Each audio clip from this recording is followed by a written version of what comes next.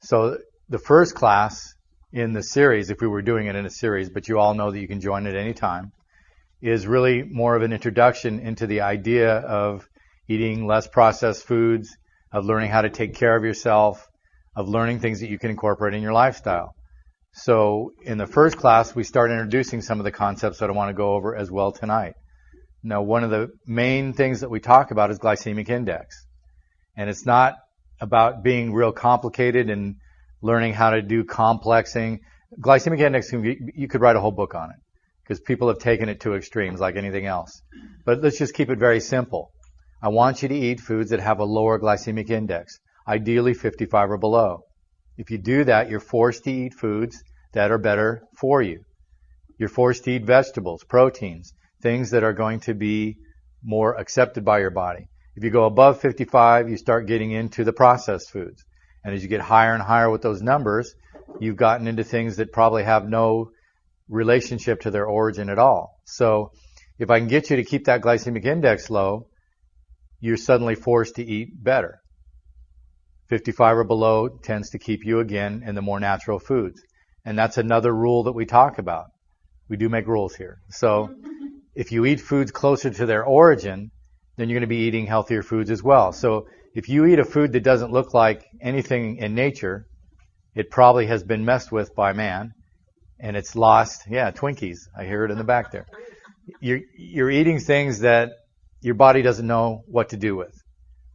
If you've been to our class about sugar, remember we talk about AGEs, advanced glycation end products.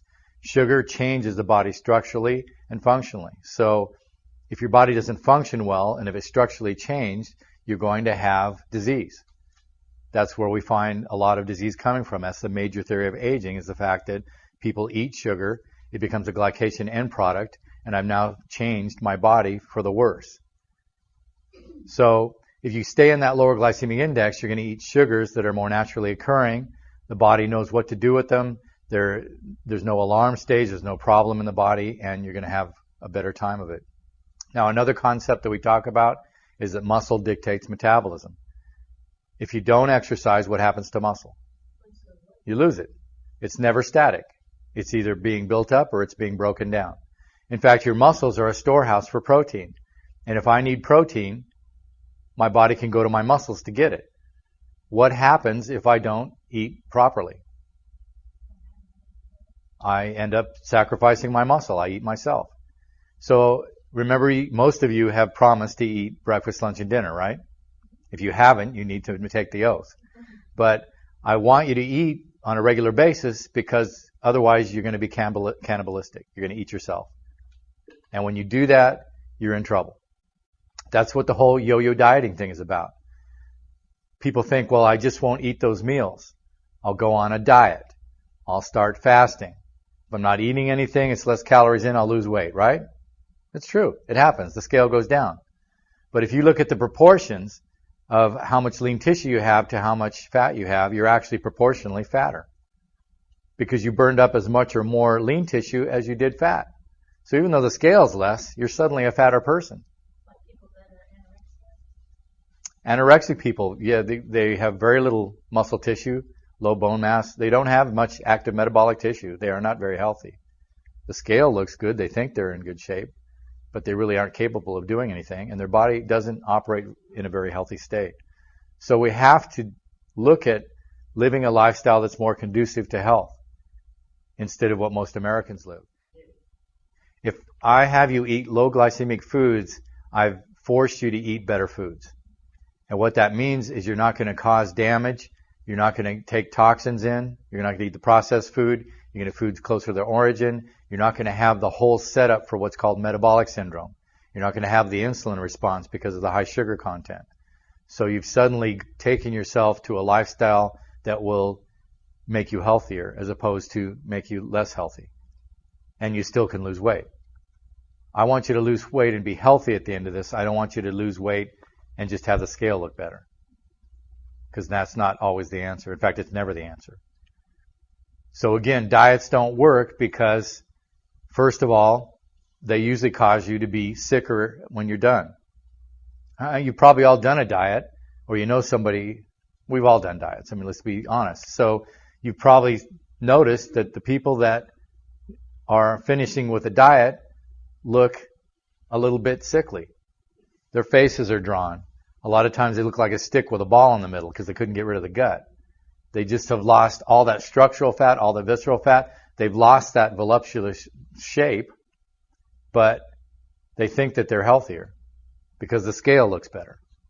A lot of times we just want people to throw that scale away. We monitor it here, but it's not what you really want to look at. You want to look at how your clothes are fitting, how you look physically.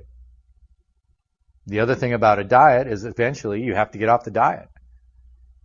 This isn't about a diet here with the exception of the fact that we're using the HCG. This is about making a lifestyle change.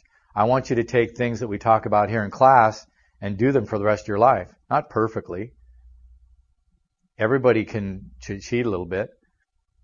But I want you to be able to cheat without causing yourself to go down. If you eat a pizza and you're sick for 2 days, something's wrong. You're right on the edge. In fact, that's another concept that we talk about, right? Everybody remember organ reserve? Nobody remembers it. Okay. Some of you are new. Organ reserve is really the concept that you can abuse yourself. Now, I say that kind of kiddingly, but if you have organ reserve, you could eat a pizza. You could eat something that's not so good for you. You could be exposed to something and not create any symptoms. But if you have no organ reserve, then you're in trouble. You're right at that threshold. When you were young, most kids have a huge organ reserve. They can eat dirt, they can roll on the ground, they can fall down the stairs, they just get up and keep going. And you wonder how they did that. Well, they've got a huge organ reserve. Not only did it not affect them that much, but they repair very quickly, and it's water off the back. No big deal. But you fall down and eat dirt, and what happens? You might have to go to the hospital. And it's the fact that you have no reserve left. So what we're doing is building that reserve. It's a concept that I really like to use because if I'm healthier, I can do a lot of things and not be affected by them. I can walk out in a cedar grove and not be put in the ground because my nose is running and my head hurts. You know, I can go into a house and be exposed to something. Not that I want you to be exposed to bad things, but if you find that a small amount of stress, physical, mental, whatever, causes you to have symptoms, your reserve's gone. If you have organ reserve, you've got that level of health that small things don't take you down. How do you regain that? Again, by doing what we're talking about in class. You want to eat better, you want to exercise, you want to watch your exposure to things, you want to take care of yourself. If you take care of yourself and you create health, you've got a reserve. But if you find that you're right on the threshold and symptoms just remain under the surface, you've got to do something. Remember the symptom checklist that you did the first day? I always refer back to that. That sheet should be clean. If you checked any of those boxes on the checklist, then you've got a problem, and it needs to be corrected. There's a reason for every symptom on there, and if we look, we can find it. If you correct everything, then that symptom checklist is empty. There shouldn't be regular headaches, sinus problems, fatigue. All the things on that checklist are related to a dysfunction. And we want your body functioning again, and that's where your reserve comes from. But if you're always eating a diet that's pushing you further out of balance, and you're not actively exercising, and you're not taking care of yourself, you're going to lose your reserve, and you're going to be in that symptom mode, and you're going to see more and more doctors and do more and more medications. That's, for me, is the wrong way to go. So we want to get some of these concepts and have you thinking about that.